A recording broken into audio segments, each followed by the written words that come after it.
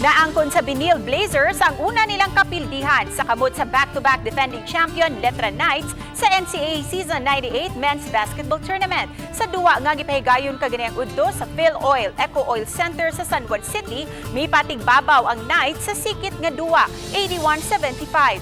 Ang Knights gipanguluhan ni Brent Paraiso nga nakakuha og 25 points. Mitampo usab og 12 points, 9 rebounds, 6 assists ug 6 steals ang point guard nga si Fran Yu. Nunot sa maong kadaugan, misaka sa 2-1 ang win-loss record sa Knights. Ang Blazers naghupot karon og 3-1 win-loss card. Samtang gipahibaw sa NCAA Mancom nga di usa idayon ang nakatakda nga mga duwa sa San Sebastian Stags ugma ug sa Martes tungod kay gipaubos ang team sa health and safety protocols. At ang iusab karong Domingo alas 12 sa udto ang engkwentro tali sa JRU Heavy Bombers ug Benilde Blazers. Kini pagasundan sa duwa sa San Beda Red Lions ug Perpetual Altas.